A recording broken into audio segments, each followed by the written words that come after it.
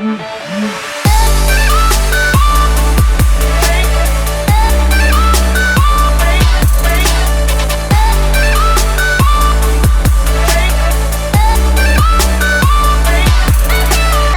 les amis, j'espère que vous allez bien. On se retrouve aujourd'hui sur ma chaîne pour aborder un sujet dont j'avais envie de vous parler depuis très longtemps. Aujourd'hui j'ai décidé d'aborder le sujet de la posture, le sujet du mal de dos, car j'ai constaté qu'il y a en réalité beaucoup de personnes qui se plaignent de plus en plus de maux de dos à cause de la musculation. C'est un peu le mal du siècle, hein. Aujourd'hui plus précisément on va parler du fait d'être trop cambré, ce que ça peut engendrer, ce que ça a comme conséquence, et je vais vous donner bien entendu toutes les solutions pour corriger ça, en tout cas à l'intérieur de votre training et de votre pratique sportive. C'est parti. Et même si on peut penser que c'est un petit peu à la mode d'avoir une super cambrure, que ça va un petit peu avantager notre silhouette, moi-même à un certain stade de pratique de la musculation, je cherchais plus ou moins à exagérer cette cambrure, et croyez-moi, cela ne m'a rien apporté de bon.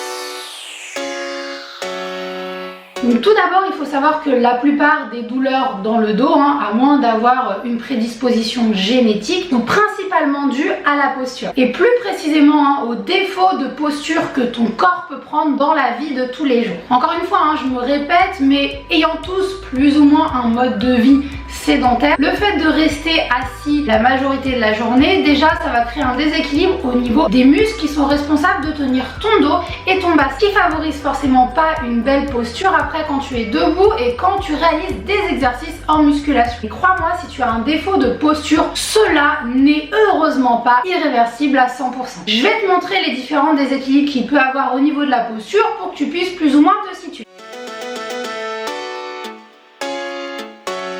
Donc niveau morphologique, on distingue trois grands types de postures. En tout premier, tu as l'alignement postural neutre, qui est du coup idéal quand tes chevilles, tes hanches, tes épaules et tes oreilles sont alignées sur le même plan vertical. Ensuite, tu as la kyphose, qui est du coup présente quand tu as le bas du dos arrondi. C'est ce qu'on appelle la rétroversion du bassin. Et les épaules et la tête qui ont un petit peu tendance à tomber vers l'avant. Puis tu as la lordose, ça va être quand tu as le bas du dos plus arqué. Le bassin en antéversion. Du coup, ta poitrine est sortie et ta tête a tendance à être un petit peu tirée vers l'arrière. Bien sûr, tu as une autre déformation qui s'appelle la scoliose, mais c'est pas quelque chose qu'on va aborder aujourd'hui dans cette vidéo. Déjà, ces différentes postures de base, ça peut être dû à ta génétique, c'est-à-dire que tes parents ont très probablement cette posture-là aussi, mais aussi du coup se développer avec de mauvaises habitudes prises tous les jours. Donc comme on va parler aujourd'hui un petit peu plus de la lordose, de la cambrure, tu te doutes bien que si tu es kyphosé, les conseils que je vais donner sont les mêmes mais à prendre en sens inverse. Let's go!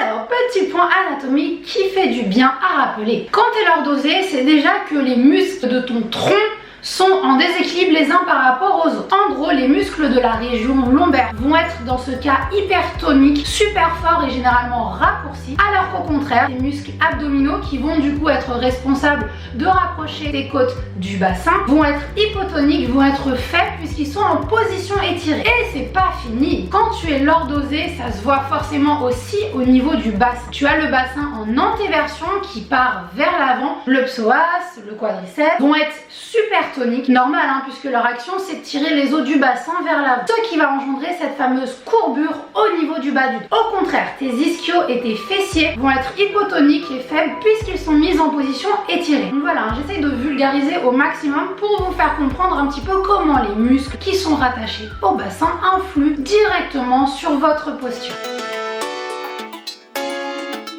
Et du coup, c'est là où ça va se corser. Dans les cas où tu as une cambrure trop prononcée, ça s'appelle une hyperlordose, et bien cela peut occasionner des douleurs au niveau de ton dos puisque la force de compression mise au niveau de tes disques intervertébraux va être multipliée. Mais ça peut aussi occasionner des douleurs au niveau des hanches. Donc tu l'as compris, c'est pas très cool. En plus, le fait de pratiquer des exercices de musculation avec des mauvais placements au niveau du bassin, non seulement cela accentuera encore plus la mise en tension de tes muscles fléchisseurs de hanche, mais cela aura pour effet d'encore plus étirer tes muscles abdominaux et donner du coup cet aspect pas très gracieux de ventre qui ressort. Mais ne t'inquiète pas, il y a bien heureusement des solutions à tout. Pour corriger un bassin un peu trop en antéversion, voici mes conseils. Point number one, archi fondamental, méga super important, que tu ne dois pas zapper, c'est d'abord travailler sur le renforcement de tes muscles abdominaux et tout particulièrement le travail de tes obliques externes. Quand tu es cambré, tes abdos sont faibles, donc il va falloir ne pas aussi se cambrer lorsque tu réalises des exercices d'abdos. Le fait de travailler tes abdominaux, ça va du coup réduire un petit peu plus la distance entre tes côtes et ton bassin, qui aura tendance à rééquilibrer un petit peu plus ta posture. D'ailleurs, je t'invite sur ce point à aller regarder ma vidéo YouTube qui est sortie il n'y a pas longtemps. Celle-ci t'aidera clairement à voir comment solliciter un peu mieux tes abdos lors des exercices et moins les fléchisseurs de hanches. Number 2, si tu as tendance à être cambré dans tes séances bas du corps, ça doit être la priorité. Travaille aussi sur le renforcement de tes ischios et de tes fessiers. Alors tu peux y aller, hein, soulevé de terre, hip thrust, leg curl, bref, tous les mouvements qui sont à base d'extension de hanche. Quel que soit l'exercice que tu pratiques, tu gardes le bassin neutre. Tu cherches limite, je dis bien limite, à effacer ta cambrure lombaire en faisant le dos aussi plat que possible. Point numéro 3, et on va quitter un petit peu le domaine du renforcement, ça va être d'étirer tes muscles fléchisseurs de hanche. Étant pas mal cambré, mon ostéo, et d'ailleurs il a bien raison, m'a conseillé d'étirer quasiment tous les jours mon psoas. C'est un petit peu du coup le muscle poubelle des fléchisseurs de hanche puisqu'il est super raide chez la majorité des personnes. Du coup tu vas chercher à éloigner les points d'insertion de ton psoas, donc c'est-à-dire laisser la plus grande distance entre tes hanches et tes lombaires. Mais ce que tu peux faire aussi lors de cet étirement, c'est placer ton bassin en rétroversion pour étirer du coup encore plus ton psoas. Je te promets que ça va déjà super bien tirer. Point numéro 4, ça va être aussi d'étirer tes lombaires. Donc tu te doutes bien comment étirer des lombaires. Et bien tout simplement tu fais un joli petit dos rond. Numéro 5, avant-dernier point, faire du pilates. Ouais, je sais, vous allez encore me dire, mais qu'est-ce qu'elle veut celle-ci avec son pilates? Non mais attendez, je suis super sérieuse, genre super sérieuse. En pilates, le principe numéro 1, ça va être de garder le bassin neutre lors de tes exercices. Donc en fait, comme les alignements de base du corps qu'on a vu en début de vidéo. Du coup, cela t'oblige à adopter de meilleures postures et pratiquer régulièrement, je t'assure que cela te corrige et t'aide énormément si tu es cambré. C'est un point qui m'a pas mal aidé, parce que comme tu l'as compris, du coup, je suis cambrée.